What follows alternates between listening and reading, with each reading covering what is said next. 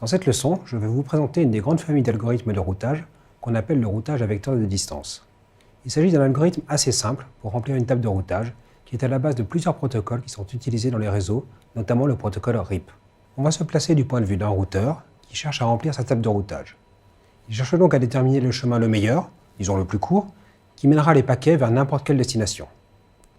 Supposons déjà qu'on s'intéresse à une destination précise, par exemple le réseau de l'Institut Mines-Télécom. Reprenons l'analogie avec l'orientation d'un véhicule ou d'un piéton en ville. Le routage à vecteur de distance consisterait dans ce cas à évaluer à chaque carrefour combien de temps il faudrait pour aller vers notre destination en passant par chacune des routes disponibles, puis d'emprunter la plus courte. On peut évidemment adapter cela à d'autres critères tels que le prix, la distance, etc. On ne sait pas, au niveau de chaque intersection, par quel chemin on passera. On a uniquement connaissance des temps, prix ou distance par chacun des chemins possibles. On répète ce processus à chaque intersection jusqu'à arriver à destination. Un routeur va agir de la même manière avec le routage à vecteur de distance. Il va évaluer le temps nécessaire pour atteindre chacune des destinations possibles en demandant à chacun de ses voisins à quelle distance il se situe de la destination. La distance ici se mesurera par exemple en nombre de sauts, c'est-à-dire en nombre de routeurs à traverser. Sur ce schéma, on voit que le routeur central se situe à 9 sauts du réseau de l'Institut Mines-Télécom par sa première interface I1. Il se situe à 24 sauts par sa deuxième interface, à 10 sauts par sa troisième interface, à 14 sauts par sa quatrième et à 7 sauts par sa cinquième interface. Il sélectionnera le chemin le plus court parmi tous ceux qui lui sont proposés, dans notre exemple la cinquième interface, et modifiera sa table de routage en conséquence. En réalité, un routeur ne demande pas explicitement les informations de distance à tous les routeurs proches. Chaque routeur les transmet automatiquement et périodiquement à tous ses voisins. Un routeur reçoit donc de tous ses voisins des informations mises à jour régulièrement et peut sélectionner les chemins qui lui apparaissent comme les meilleurs en faisant une simple comparaison. Prenons un exemple simple pour illustrer comment l'information se propage dans un réseau. Imaginons que l'on dispose d'un réseau qui fonctionne bien, dans lequel les tables de routage sont stables. Imaginons maintenant que l'on connecte à ce réseau un nouveau routeur, R8, qui est l'interface d'un réseau 3.2.1.0 pour lequel aucun des routeurs du réseau initial n'a une entrée dans sa table de routage.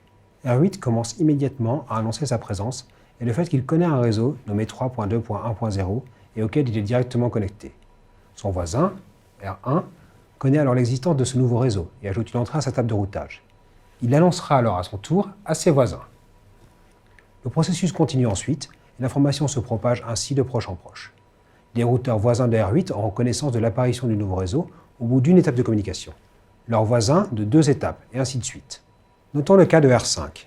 R5 reçoit 2 annonces, la première provenant de R3 lui indiquant un chemin de longueur 3 sauts, la seconde provenant de R4 lui indiquant un chemin de 4 sauts. Il choisira naturellement de diriger tous les paquets à destination de 3.2.1.0 via R3, ce dernier offrant un chemin plus court. Si l'on regarde maintenant le cas de R7, ce routeur reçoit 3 annonces comparables de R4, R5 et R6. Les 3 chemins annoncés sont en effet de longueur 4.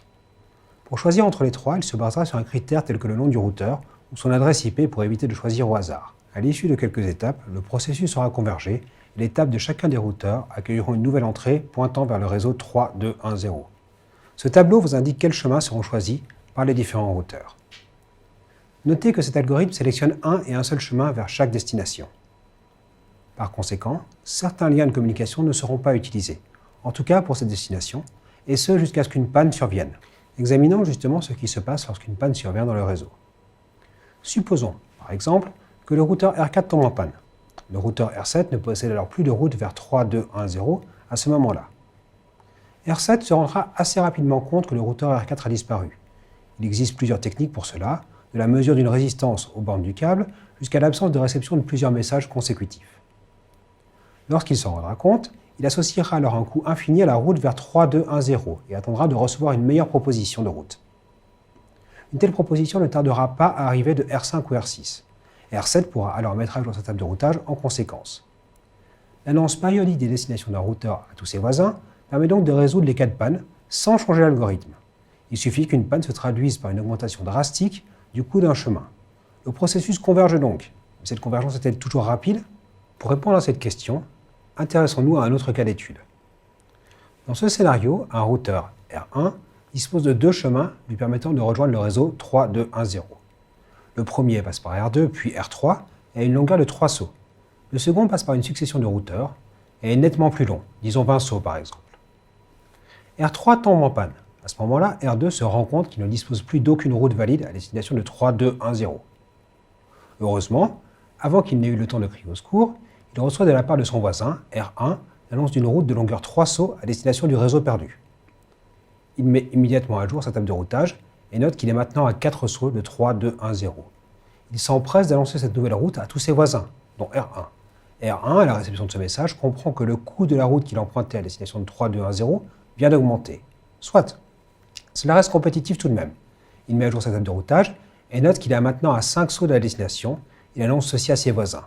Vous voyez ici que de tels échanges auront lieu jusqu'à ce que la route alternative, de longueur 20 sauts, devienne la plus courte, ce qui peut être très long. Ce problème est connu sous le nom de comptage vers la valeur infinie. Il est connu et il provient du fait que les annonces de route ne contiennent qu'une distance. Un routeur n'est par conséquent pas capable, a priori, de détecter lorsqu'une route annoncée passe par lui. Plusieurs techniques ont été développées pour résoudre ce problème. En particulier, il est possible d'annoncer, en plus de la distance, le prochain saut sur chaque route, ce qui représente toutefois une information supplémentaire à transmettre avec chaque route et donc du trafic réseau en plus. En résumé, nous avons vu dans cette leçon le principe de base du routage à vecteur de distance. Cette stratégie de routage se base sur l'algorithme de Bellman-Ford, conçu au milieu des années 50. Il est à la base des protocoles de routage tels que RIP ou EIGRP, qui ont été largement utilisés pour mettre à jour l'étape de routage dans un réseau. Ils convergent rapidement, le temps de propagation d'une information étant directement lié au diamètre du réseau, c'est-à-dire à la longueur du plus grand chemin en son sein. En termes de coût, il est nécessaire que chaque routeur transmette périodiquement sa table de routage à tous ses voisins, ce qui peut être assez coûteux compte tenu de la taille d'une table de routage, de l'ordre de quelques centaines de milliers d'entrées dans Internet. Toutefois, le réseau étant relativement stable, il peut être suffisant de ne transmettre que des changements de route, ce qui permet de réduire sensiblement le coût de cette opération.